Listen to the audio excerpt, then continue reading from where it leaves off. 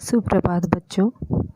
आज हम कक्षा 3 अभ्यास पुस्तिका रिमझिम से पाठ 3 चांद वाली अम्मा का पढ़ेंगे।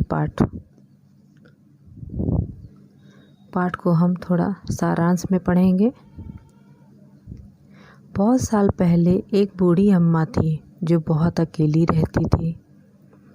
वह घर का कामकाज खुद ही किया करती थी। उसके साथ एक परेशानी थी। वह सुबह में जैसे ही वह आंगन जाती, झाड़ू लगाने के लिए झुकती, तभी आसमान आकर उसकी कमर से टकराता। अम्मा के लाख कहने पर आसमान की हरकत अपनी से बाज नहीं आया। वह अम्मा को तंग करता रहा। एक दिन की बात है, कुएं पर पानी भरने को लेकर अम्मा का किसी से झगड़ा हो गया। अम्मा गुस्से में थी। वह झाड़ू लेकर जैसे ही आंगन में झुकी, आसमान ने फिर उसे तंग करना शुरू कर दिया। अम्मा आग बबूला हो गई, मतलब बहुत गुस्सा उसका बढ़ गया। वैसे भी गुस्से में थी और गुस्से में हो गई। झट से झाड़ू आसमान को दे मारी। आसमान हट गया, लेकिन दूसरी बार फिर अम्मा ने झुकी, टक्कर मारी आसमान ने फिर उसको। अम्मा ने फिर पूरी ताकत से उस पर वार किया, बहुत तेज से। इस बार आसमान ने झाड़ू पकड़ ली। उधर अम्मा भी झाड़ू पकड़े थी। रस्साकसी शुरू हो गई, मतलब इधर वो पकड़ा हुआ आसमान और इधर से अम्मा पकड़ी। खींचातानी हो गई। दोनों में से झाड़ू छोड़ने को कोई तैयार ना आसमान झाड़ू छोड़ रहा था, ना ही अम्मा छोड़ रही थी। अंत में अम्मा बुरी तरह थक गई। आसमान ने झाड़ू खींचना नहीं छोड़ा, मगर अम्मा थक गई। अब वह झाड़ू के साथ साथ ऊपर उठने लगी। साथ में अम्मा और ऊपर उठ जाने लगी, और जैसे और ऊपर आसमान होता गया, अम्मा और ऊपर जाती रही। आसमान ने उससे कहा, मैं तुम्हें ऊपर ले चलूँगा, वहीं झाड़ू लगाना। अम्मा बहुत ऊपर पहुँच गई। अचानक उसे चांद दिख गया। अम्मा ने तुरंत पैर बढ़ाया और चांद पर चढ़ गई, परंतु झाड़ू नहीं छोड़ी। आसमान ने सोचा, अम्मा तो चांद पर चढ़ गई है, यदि चांद उसकी मदद करेगा तो मैं हार जाऊंगा, उसे यहीं रहने दूं। ऐसा सोचकर उसने झाड़ू छोड़ दिया। अम्मा झाड़ू सहित चांद पर ही रह गई और आसमान जो था वो ऊपर चला गया। धन्यवाद बच्चों।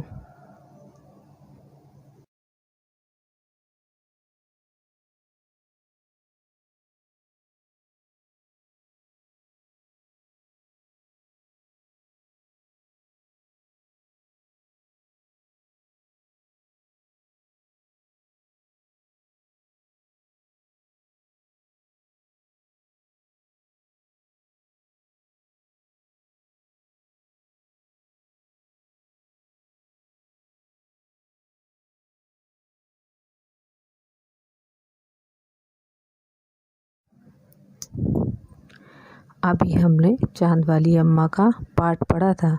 अब हम इसके प्रश्नों के उत्तर देंगे। ठीक है बच्चों। तुम्हारी कल्पना से, मतलब कल्पना, मन में सोचो। कल्पना मतलब तुम मन में सोचो कि ऐसा हो, इसी तरह से करना है। बूढ़ी अम्मा चांद पर चढ़ गई होगी, क्यों? अब सोचो, सोच के बताओ। उत्तर है, आसमान से अपना पीछा छुड़ाने के लिए बूढ़ी अम्मा चांद पर चढ़ गई होगी। प्रश्न है, चांद वाली अम्मा झाड़ू क्यों नहीं छोड़ना चाहती थी? उत्तर है, चांद वाली अम्मा झाड़ू इसलिए नहीं छोड़ना चाहती थी क्योंकि उसके पास एक ही झाड़ू थी। प्रश्न है, चित्रों को देख करके बताओ कि अम्मा के साथ कौन कौन रहता होगा।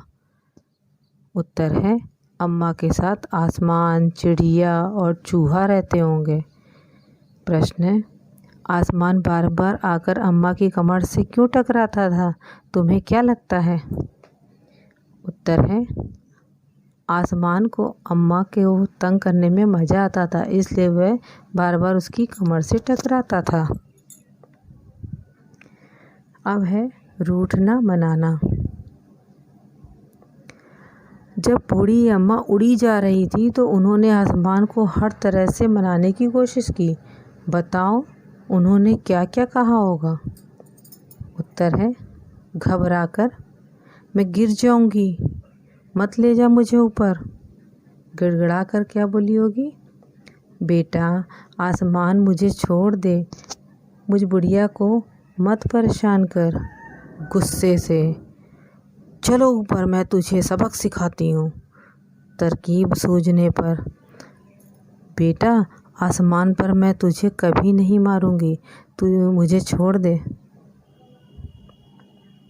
घूरना, अम्मा उसे घूर कर देखती तो आसमान थोड़ा हट जाता। कब कब ऐसा होता है जब तुम्हें कोई घूर कर देखता है? जैसे मेरा दोस्त मुझे घूर कर देखता है जब मैं मजाक उड़ाता हूँ। उत्तर है, मेरे पिता मुझे घूर कर देखते हैं जब मैं कोई हट करता हूँ। मेरे शिक्षक मुझे घूर कर देखते हैं जब मैं बातें करता हूँ हुआ पकड़ा जाता हूँ। मेरी बहन या मेरा भाई मुझे घूर कर देखती है या देखता है तब मैं उसकी कोई चीज़ ले लेता हूँ।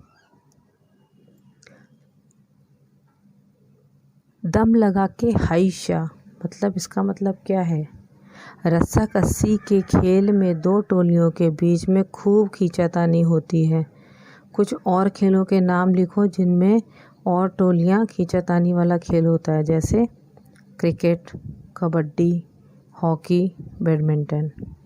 साफ सफाई, घर की सफाई करने के लिए किन किन चीज़ों का इस्तेमाल होता है? उत्तर है, झाड़ू, पानी, फिनाइल, लॉइज़ॉल, पोछा, वाइपर आदि। प्रश्न है, किन किन मौक़ों पर तुम्हारे घर का सारा सामान हटाकर खूब जोर शोर से सफाई होती है? होली, दीपावली और पूजा पाठ के अवसरों पर। प्रश्न है, ये मौके ख़ास क्यों हैं? उत्तर है, ये मौके ख़ास इसलिए हैं क्योंकि मेहमान हमारे घर आते हैं। प्रश्न है, सफाई के काम से जुड़े हुए शब्दों को सोचो और लिखो, जैसे झाड़ना। उत्तर, झाड़ना को क्या बोलेंगे?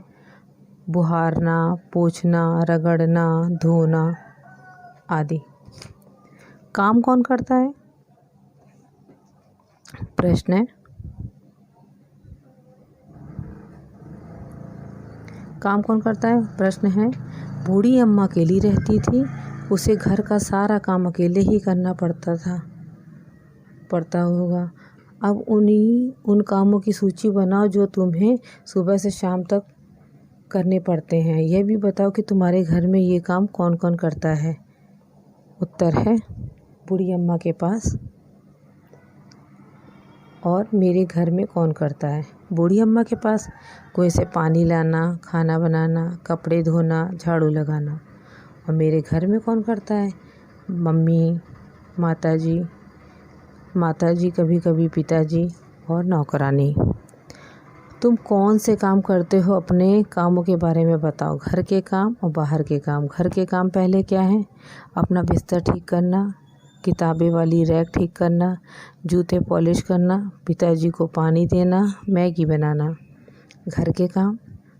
बाहर के काम, जो घर से बाहर रहते हैं, दूध ले आना, स्कूल जाना, माँ के साथ बाज़ार जाना, स्कूल बैग की जिप ठीक करना। कितने काम कितने नाम। इस कहानी में नाम वाले काम कई शब्द आए हैं, उन्हें छाँट कर नीचे तालिका में लिखो। नाम वाले शब्द, अम्मा, आसमान, झाड़ू, चांद। काम वाले शब्द, पानी लाना, खाना बनाना, झाड़ू लाना, वार करना। अब है तुम्हारी शरारत। प्रश्न है, अपनी किसी शरारत के बारे में लिखो। अरे आसमान की शरारत तो कुछ भी नहीं, मैं तो एक बार पॉलीथिन में पानी भरकर अपनी माँ के सिर पर उड़ेल दिया और भागकर सबसे पीछे वाले कमरे में छुप गया। माँ खोजती रही। थोड़ी देर बाद घबराने लगी कि मैं कहाँ हूँ। उनकी घबराई हालत देख करके मैं बाहर आ गया और गोद में छिप गया। माँ का गुस्सा गायब था, उसने मुझे सीने से लगा करके खूब प्यार किया। धन्यवाद बच्चों।